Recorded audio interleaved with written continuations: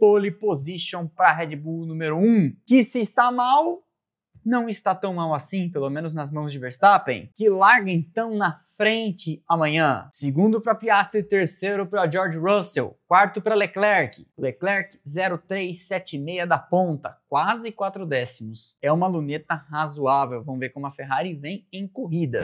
O treino livre 3 nesta manhã lá em Jeddah, manhã aqui pra gente no Brasil, 10h30, mas lá já eram 16h30. Teve McLaren liderando de novo, Norris em primeiro, Piastri em segundo, pouquíssima ou quase nenhuma diferença entre eles dois, mais uma luneta pra galera que vinha atrás. Norris foi o primeiro com 1,27,489 e menos de um décimo, menos de um quarto de décimo atrás dele, Oscar Piastri. Mas Russell foi o terceiro, 6 décimos, um segundo e mais um décimo atrás. Seguido de Verstappen, 2 décimos de Russell, 8 décimos da ponta. Próximo dele, Leclerc, e depois as duas Williams, Albon e Carlos Sainz, que estão prometendo muita coisa para esse final de semana. Vamos ver se a Williams consegue entregar. Depois Gasly, Tsunoda e Antonelli fechando o top 10. Com Hadjar, Hamilton, Lawson, Alonso, Durham, Berman, Hülkenberg, Ocon, Bortoleto 19º, ele o que mais andou tentando compensar o prejuízo da sessão perdida ontem. No TL2 ele teve um vazamento de combustível e nem foi para a pista. E em último, Lance Stroll. Em Jeddah também tivemos prova da F1 Academy, categoria que forma meninas para levar a Fórmula 1. E neste grid temos duas brasileiras, Rafa Ferreira e Aurélia Nobels, que na prova de sábado terminaram na 9ª e 10ª posição.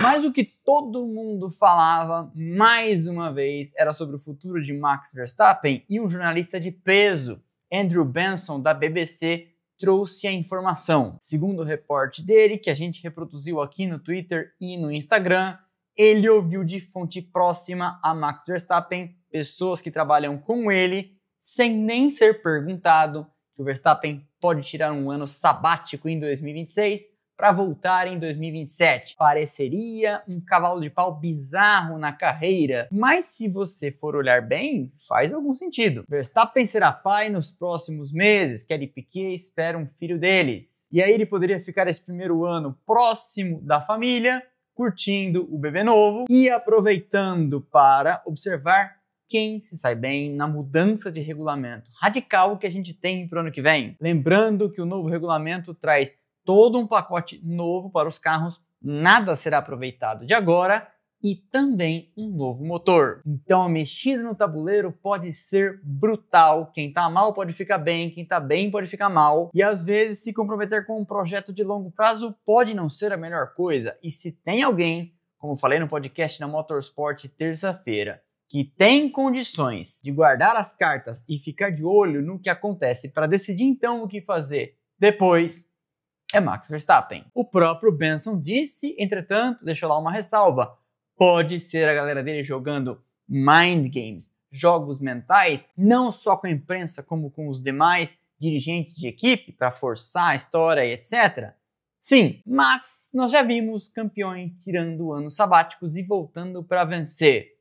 Niki Lauda e Alan Prost são dois ótimos exemplos. Com 29 graus de temperatura ambiente, 38 no asfalto, aqui 2 da tarde começou a classificação, 20 horas, 8 da noite lá em Jeddah. E os primeiros a abrir volta foram os dois carros da Haas, 1.29.9 para Ocon, 1.29.1 para Berman. Depois veio o Albon, 1.28.8, Hülkenberg, 1.29.0, Bortoleto, 1.29.4, e aí o primeiro da turma da frente a fazer algum tempo, Norris, 1.28.0, Leclerc, 1.28.4.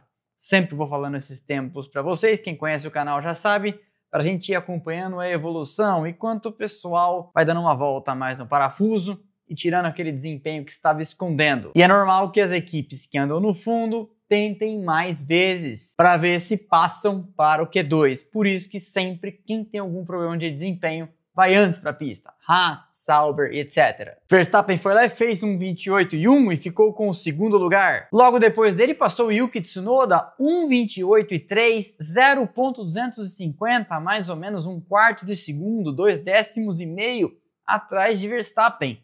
Nada mal. É raro alguém andar próximo assim da Red Bull número 1. Russell veio e foi quarto, Antonelli passou e foi sétimo. Mas aí Oscar Piastri apareceu e fez o mesmo 28.0 de Lando Norris, 0.018, 18 milésimos melhor. Primeira posição, bem apertada a briga entre as McLarens. Hulk na Sauber número 27, segunda tentativa, 1.28.7, 13ª posição. Hamilton estava na zona de eliminação, fez 1.28.642, subiu para a 10ª posição provisória e escapou do desespero momentaneamente. A 5 minutos do final do Q1, na eliminação estavam Durham, Lawson, Gasly, Ocon e Bortoleto. Bortoleto precisava melhorar mais ou menos 6 décimos para passar, considerando que ninguém melhorasse, o que o colocaria mais ou menos ali no tempo do Hülkenberg. Então, em teoria, com o mesmo carro é possível. Bortoleto foi lá, fiquei acompanhando pela onboard, pegou um excelente vácuo de Max Verstappen que vinha fechando a sua volta e, portanto, seguiu ele por toda a reta, mas cometeu um erro, passou da conta e rodou na curva 1. E aí não dava mais tempo de fazer nada, porque dava tempo no relógio, mas os pneus tinham ficado quadrados. Você via aquela marca por causa da rodada. Eliminados então, Stroll, Durham, Hülkenberg, Ocon e Gabriel Bortoleto. Gabriel com seu tempo da primeira tentativa. O Q2 começou com temperatura em queda. Pouca coisa, um baita de um calor na Arábia, mas enfim, temperatura um pouquinho menor. Albon foi o primeiro a fazer volta, 1.28.5. Sainz passou com o carro igual e fez um 10º melhor. Falei aqui diversas vezes, Sainz está precisando mostrar a que veio nesse ano. Piastri, então, 1.27.690. Quase a melhor volta do final de semana. Mas aí Verstappen, que a gente pensa, esse carro não vai oferecer a ele chance de campeonato, fez 1.27.5 e tomou a primeira posição da McLaren. Até que a outra McLaren de Norris fez 1.27.481. Aí sim, a melhor volta do final de semana. Mas por uma Red Bull em suposta queda, o Verstappen ali dentro do mesmo 10º, deste jeito, continua na briga pelo campeonato. Yuki Tsunoda foi lá e fez uma 6ª posição, tomando 6 décimos da ponta, mas é melhor do que muita coisa que a gente já viu na história recente do carro ao lado, na garagem da Red Bull. E a Red Bull teve um trabalho extra da primeira para a segunda tentativa de Verstappen no Q2, porque ele pediu para o time checar a placa por baixo, porque avisou, peguei uma zebra com força, dei um double check, chequem 2 vezes para ver se não tem dano. Essa é aquela bendita placa que, se desgastar demais, gera desclassificação, inclusive em sábado de tomada de tempo. Perde os tempos, larga do fundo. E pegou mesmo com força. Tirei um print aqui para vocês, o carro tomou aquele famoso pula pirata. Abrindo a segunda rodada, estavam na zona de eliminação. A 4 minutos e meio do final, Albon, Berman, Hadjar, Alonso e Liam Lawson. Sainz foi lá e fez 1.28.0, Alexander Albon 1.28.1, as duas Williams passando naquele momento para o Q3. Hamilton estava na eliminação, 1.28.1, enfiou sua Ferrari no meio das duas Williams. Alonso melhorou, mas não passou, ficou na eliminação, e aí Yuki Tsunoda tirou uma volta da cartola e meteu sua Red Bull no top 10, P7 empurrando Albon para a eliminação em 11º. E aí ficaram de fora Albon, Lawson, Alonso, Hadjar e Berman. Hamilton passou para o Q3 no top 10 por um nada. 0.621 da frente, enquanto o Albon ficou 0.628. 7 milésimos. Inclusive, vale ressaltar, 0.8 no Q1 entre o primeiro e o 15º, o último que passou para a segunda parte, nesta Fórmula 1 que já morreu e é totalmente desequilibrada, dizem alguns. Q3, então, eram os 10 da frente para organizar a primeira metade do grid de largada. E aí Oscar Piastri vinha numa volta lançada, cruzou linha de chegada 1.27.560 e as câmeras mudaram para outra McLaren no muro da curva 4. Lando Norris passou ligeiramente do ponto, chegou a retomar o carro, mas quando retomou o carro, depois de uma traseirada em cima da zebra, o muro já estava ali. Circuito de rua não tem jeito, não tem margem de distância para as barreiras. Ficou lá, destruiu o lado esquerdo de sua McLaren, bandeira vermelha. 9 minutos de interrupção. E aí, em razão das forças envolvidas, porque era um trecho veloz, as luvas, o capacete, o macacão e o próprio carro têm sensores que já avisam e o medical car é despachado para ir lá auxiliar o piloto. Tudo certo com o Norris, foi só o susto e a decepção de ficar fora de uma classificação em que ele evidentemente tinha muita chance e agora vai partir de 10º, e o relógio marcava 8 minutos e 32 segundos para o final, pausado com a bandeira vermelha, reiniciado com a luz verde. E o Piastri era o único que tinha volta. Verstappen saiu e fez 1:27.559, 1 milésimo mais rápido que o tempo da McLaren antes da bandeira vermelha. Ainda dava tempo de Piastri responder, ainda dava tempo de Verstappen tentar mais uma volta. E foi exatamente o que ele fez, porque parou, fez basicamente um pit stop, só trocou os pneus rapidinho e voltou para a pista para dar tempo de abrir mais uma. O que significava que ele saiu na tentativa imediatamente anterior, aquela de 1 milésimo mais rápido, com gasolina para 6 voltas. Saída, a lançada e a para voltar, e aí novamente saída, lançada e para voltar, porque não reabasteceu, não dava tempo neste intervalo. Portanto, tinha mais desempenho para vir. Mas Russell resolveu entrar na briga e fez um tempo bom.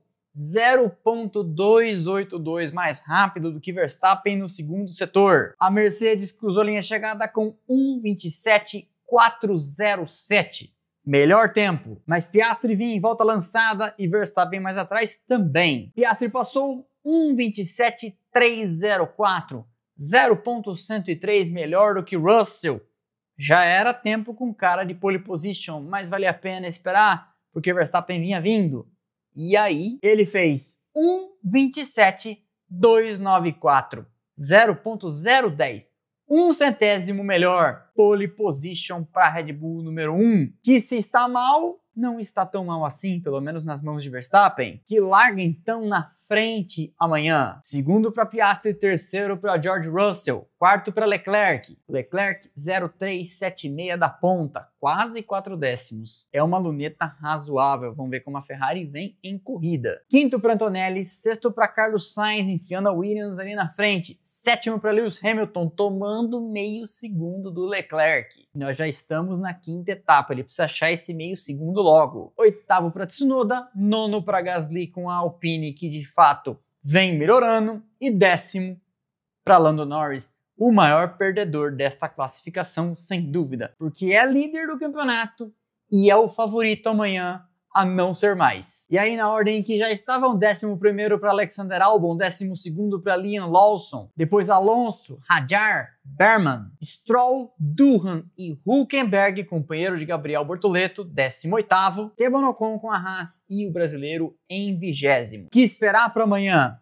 Bom, a McLaren tem carro para incomodar a Red Bull, é verdade, mas a Red Bull tem astúcia para estratégia e tem Max Verstappen ao volante. Então, se a McLaren, e especialmente Piastri, querem aproveitar a chance de Norris vindo lá de trás, seria bom ele decidir alguma coisa para cima do Verstappen logo no começo. E o Verstappen já está no lucro porque a essa altura tem mais uma chance de adiar o momento em que a McLaren vai se descolar dele nesta briga pelo título, já que fez a pole position, pode, por que não, tirar da cartola uma vitória numa pista em que ele tem um excelente retrospecto. Cabe ver como se comportarão as Mercedes, as Ferraris, o que a Williams pode trazer e se Hamilton mais uma vez vai remar para chegar pelo menos uma posição atrás, junto de Leclerc. Lá atrás, Bortoleto tem mais uma vez uma missão complicada, partindo de último numa pista que exige demais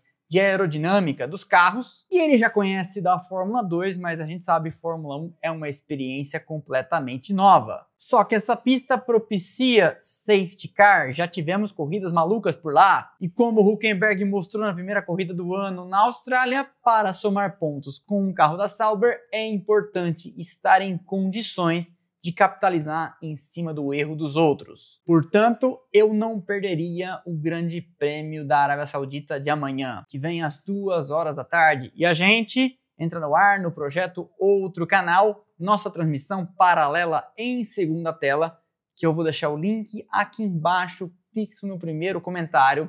Live já está criada, com o Matheus Ornelas na narração, eu nos comentários. Se liga lá e assiste na Band ou na F1 TV, como sempre, só que abaixa o som e escuta a gente aqui, monitorando os rádios, a direção de prova, trazendo informação para vocês. Fechado? Encontro marcado, 15 para as 2 da tarde, no nosso domingo de Páscoa, outro canal. Beleza? Acabou a corrida, eu corro para casa, preparo os slides e reencontro vocês às 18 horas na nossa live pós-corrida para ler suas perguntas, seus superchats, sortear os brindes deste mês, 3 miniaturas da Fórmula Collection, 3 livros da editora Gulliver para os nossos assinantes. Dá tempo de você concorrer. Torne-se membro do canal, botão aderir ou seja membro aqui embaixo, link também na descrição. Todo mês a gente sorteia 3 miniaturas, 3 livros e você sempre tem os benefícios em qualquer plano de ver os vídeos em Premiere, tem prioridade de resposta nas lives. Amanhã, por exemplo, são 2. No outro canal, que é esse canal, pelo amor de Deus, sempre tô aqui explicando a piada, e na live pós-corrida. Fechado? Então é isso, ótimo sábado pra você, maneira no chocolate, quer dizer, sei lá também, pode comer quando você quiser. E não se esqueça de deixar aqui embaixo seu palpite pro pódio, primeiro, segundo e terceiro, ou se não quiser deixar o palpite, conta de onde nos assiste. Não quer contar de onde nos assiste? Deixa um emojizinho, uma bandeira quadriculada, uma bandeira do Brasil, um troféuzinho, uma champanhe, um coelhinho da Páscoa, o que você quiser. O algoritmo interpreta isso como engajamento e segue distribuindo nossos vídeos internet afora. Beleza? Então é isso. Vejo vocês aqui amanhã de novo às 13h45 para a nossa transmissão em outro canal. Valeu! Ótimo sábado! Aquele abraço!